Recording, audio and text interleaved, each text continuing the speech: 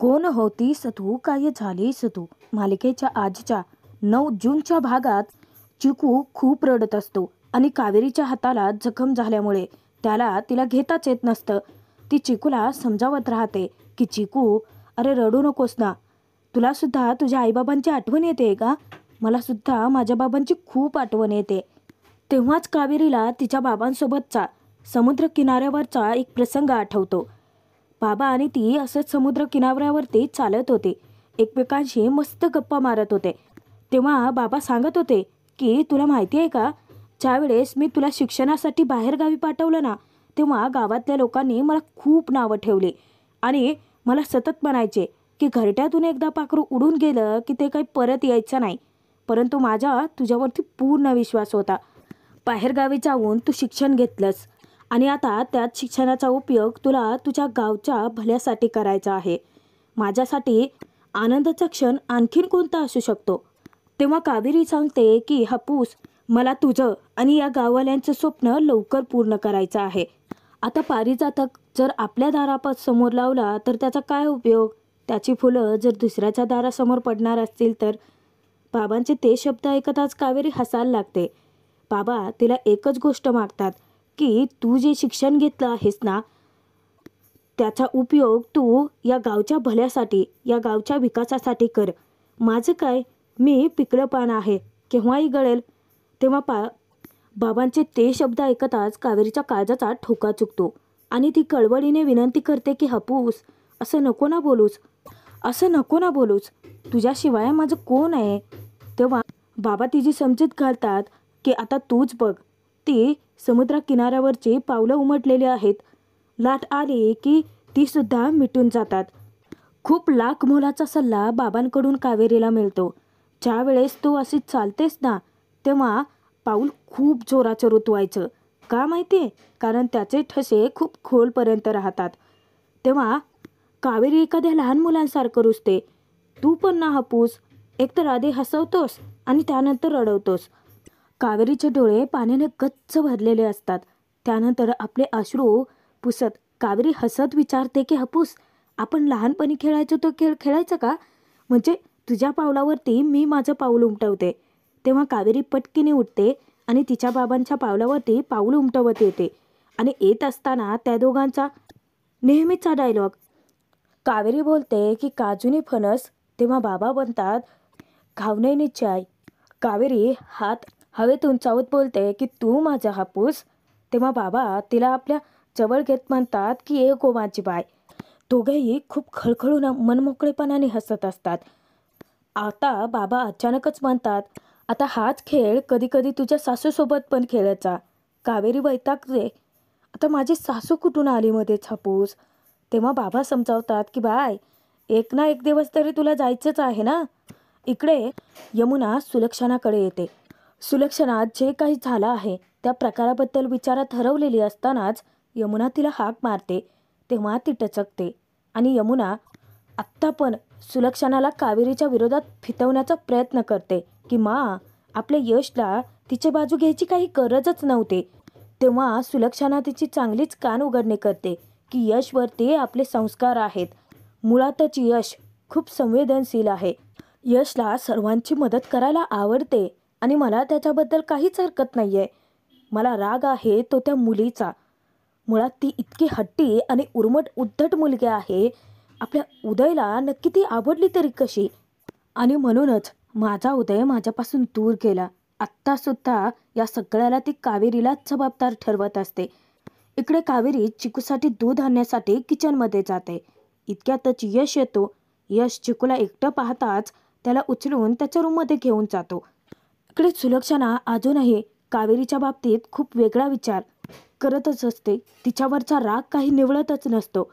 तेव्हाही त्या मुलीने माझ्या घराचे वासे फिरवण्याचा प्रयत्न केला होता आणि आत्ताही ती तोच प्रयत्न करते. परंतु मी बसले ना इथे खमकी, तिला मी असं कधीच करू देणार नाही. मी तिचे हे मनसुबे कधीच पूर्ण होऊ देणार नाही. असं बोलत असताना सुलक्षणाच्या डोळ्यात अंगार असतो आणि यमुनाला ते सगळं ऐकून खूप छान वाटत असतं. यमुना आत्ता मनोमन आनंद साजरा करत असते की थँक गॉड, त्या यशसारखं माचं मन त्या कावेरीच्या बाबतीत विरघळलेलं नाहीये. इकडे चिकू इतका रडत असतो की यशला काहीच सुधरत नसतं की त्याला शांत तरी करायचं कसं. तो त्याच्यासमोर हातापाया पडायला लागतो. आता तेही प्रयत्न फेल जातात. चिकूला शांत करण्यासाठी यश त्याच्यासोबत फायटिंगसुद्धा खेळायला लागतो. तरीही चिकू शांत होत नाही. त्यानंतर तो त्याच्यासाठी गाणंही गातो. परंतु यशचा भसाडा आवाज ऐकताच चिकू जोरजोराचा रडायला लागतो. यश आता त्याच्या समोर नाचायला सुद्धा लागतो. परंतु काही केल्या यशचे सगळे प्रयत्न फेल जात असतात. चिकू मात्र शांत होतच नसतो. तोचपर्यंत इकडे रूममध्ये कावेरी येते आणि चिकू तिला तिथे कुठेही दिसत नाही. आत्ता मात्र ती प्रचंड घाबरते. कावेरीच्या काळजाचा ठोका चुकलेला असतो.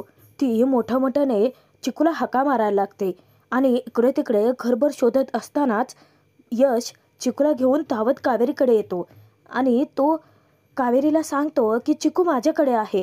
कावेरी पटकनी यशकडे धावत जाते आणि त्याच्या हातून चिकूला खेचूनच घेते.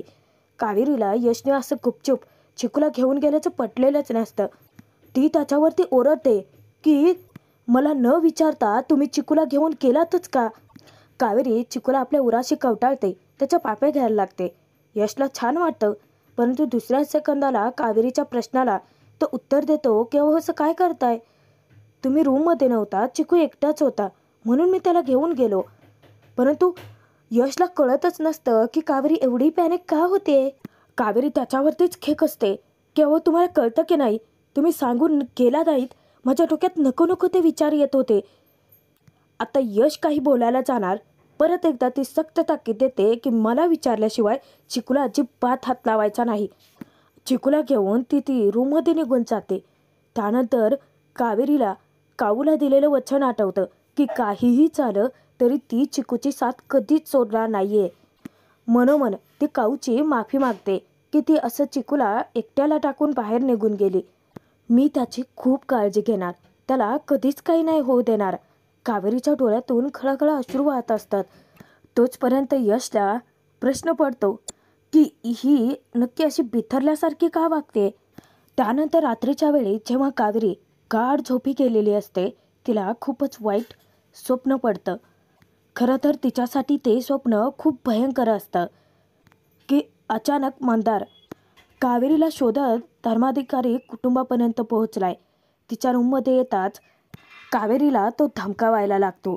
कावेरी त्याला जा विचारते की तू इथे. तेव्हा तो तिचं तोंड दाबून धरतो आणि तिला म्हणतो की का तुला काय वाटलं, तू इथे येऊन लपशील आणि मला काहीच कळणार नाहीये. गुपचूप या कागदपत्रांवरती सह्या कर. कावेरी त्याला सांगते की नाही, आजची बात मी तुला सह्या देणारच नाही. तेव्हा मंदार डायरेक्ट हातात चाकूच काढतो आणि कावेरीवरती हल्ला करतो. परंतु जे काही घडत असतं ते कावेरीच्या स्वप्नात. या भयंकर स्वप्नानेच कावेरी बेडवरून खालती पडते. परंतु अजूनही भानावर आलेलीच नसते आणि घाबरत एकच वाक्य बोलत असते की मंदार प्लीज मला नको मारू. इतक्यातच नेमका यश बाहेर आलेला असतो. तो पाणी घेण्यासाठी किचनमध्ये जाणार तर तो कावेरीचा आवाज ऐकतो. यश धावत तिच्या रूममध्ये येतो तर कावेरी खालती पडलेली असते. यश कावेरीला हाक मारतो. कावेरीला उठवायला जाणार तर कावेरी प्रचंड घाबरून गेलेली असते, थरथर कापतही असते. तेव्हा ती यशला घट्ट मिठी मारते. यशला थोड्या वेळासाठी काहीच सूचना असं होतं. तो पूर्ण ब्लँक झालेला असतो. कावेरी घाबरलेली असते, घामेघूम झालेली असते, थरथर कापतही असते. तिला कसं बोलावं, कसं समजवावं काहीच यशला सुचत नसतं. काहीच वेळानंतर कावेरी स्वतःच जेव्हा भानावर येते तेव्हा तिच्या लक्षात येतं की या पडलेल्या भयंकर स्वप्नाने घाबरल्यानंतर ती यशला बिलगले आणि ती पटकन यशपासून दूर होते. यशपासून ती दूर तर जातेच, परंतु त्याचबरोबर ती त्याच्याकडे पाहतच राहते. यश तिची विचारपूस करतो की तुम्ही ठीक आहात ना, अचानक काय झालं होतं तुम्हाला. कावेरी आता झटक्यात उठते. यश पटकीने रूमच्या लाईट्स ऑन करतो तर कावेरी घामेघूम झालेली असते. यश तिला विचारतो की काय झालं होतं आणि हा मंदार कोण आहे. कावेरीच्या पायाखालची जमीनच हदरते. कावेरी त्याच्याशी नजर चोरत त्याच्याशी खोटं बोलते की मंदार, कोण मंदार, माहीत नाही आहे, मी झोपेमध्ये होते, बडबडले असेल. ती आता उत्तरं देण्याची टाळाटाळ करते. परंतु यशला संशय आलेलाच असतो. यश पटकीने तिला पाणी प्यायला देतो. थोडंसं शांत व्हायला सांगतो. कावेरी त्याला विचारते की तुम्ही इथे कसे काय? तेव्हा यश तिला सांगतो की ॲक्च्युली मी बाहेर आलो होतो, तुमचा ओरडण्याचा आवाज ऐकला म्हणून आलो. परंतु यशला खुणखुणी लागलेलीच असते की नक्कीच ही काहीतरी लपवण्याचा प्रयत्न करते. यश विचारात पडतो की हा मंदार नक्की आहे तरी कोण? त्यांच्या गावातला असू शकतो का? कारण त्याचं नाव घेत या घाबरून उठल्या. याच शोधकार्याला यश आता सुरुवात करणारच असतो. यशला कावेरीचा भूतकाळ अख्खा शोधून काढायचा असतो आणि त्याला त्याच्या प्रश्नाचे उत्तरं तिच्या गावीच मिळणार असतात. त्यामुळे यश रात्रीचा जाता भन्नाट युक्ती शोधून काढतो. त्यानंतर दुसऱ्या दिवशी सुलक्षणा तुळशी मातेची पूजा करत असते. इतक्यात विद्या कावेरीला घेऊन बाहेर येते. विद्या येताक्षणी सुलक्षणाचे आशीर्वाद घेते. त्यानंतर कावेरीला ती खुणावते. कावेरी तिचे आशीर्वाद घ्यायला जाणार तर सुलक्षणा मोठ्या टेचात तेथून निघूनच जाते. बिचारा कावेरीला इतकं वाईट वाटतं. आता विद्या परत मनात विचार करते, झाड गेल्या मा तशा मनापासून खूप चांगल्या आहेत तो, परंतु कावेरी वहिनी आणि त्यांचा काय 36 चाकडा आहेत काय माहिती.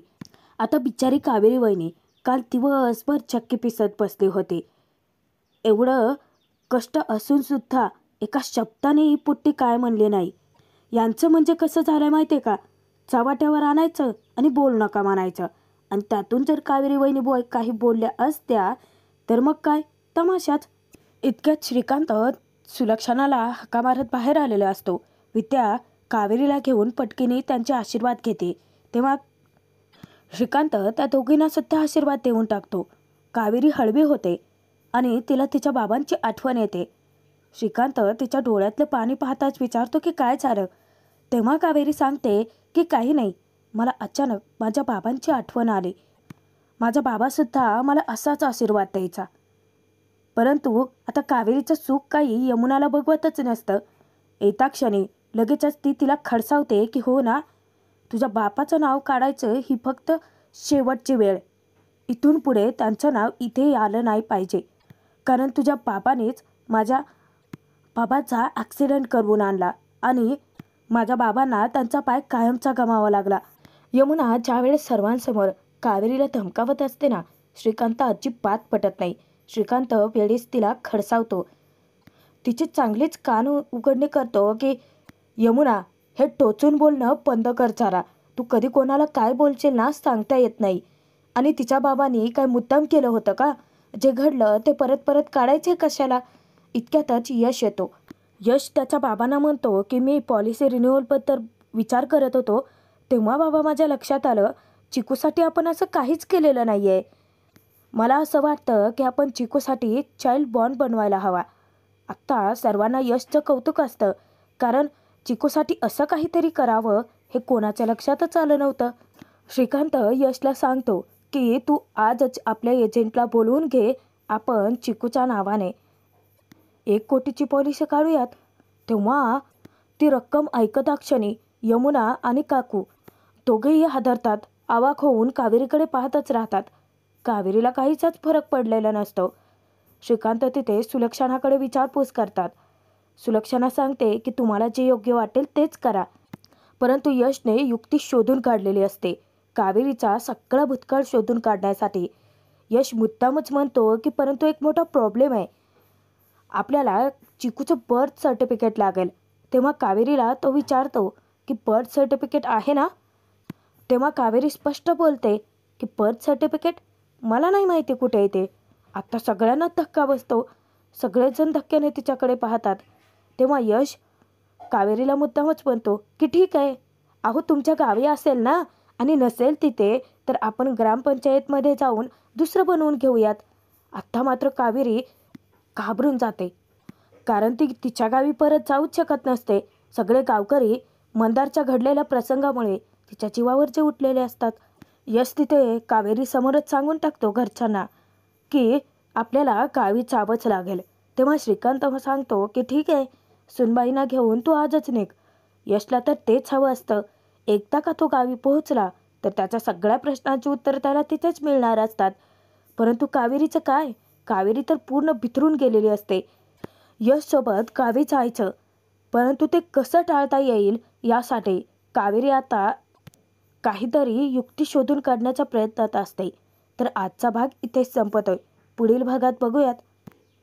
यश कावेरीसोबत गावी जायला निघालेलाच असतो आणि सुलक्षणाने चिकूला ठेवून घेतलेलं असतं. कावेरीची पावलं जाण्यापूर्वी इतकी जड झालेली असतात की वळून वळून ती चिकूला पाहत असते. तेव्हा सुलक्षणा तिला सांगते की आम्ही चिकूची नीट काळजी घेऊ, तुम्ही निघा आता. तेव्हा कावेरी यशसोबत जाते. गावी जाता क्षणी गावच्या देवीचा उत्सव असतो आणि गावच्या देवीची ती पालखी आलेली असते. तेव्हा यशचा धक्का लागतो आणि जो काही रंग असतो तो कावेरीच्या तोंडावरती उधळतो. कावेरीचा चेहरा आता स्पष्ट ओळखता येत नसतो, परंतु मंदार, दिगंबर दोघेही तिला पाहत असतात आणि कावेरीच्या काळजाचा ठोका चुकलेला असतो. मंदार नेमका कावेरीच्या जवळ येतो.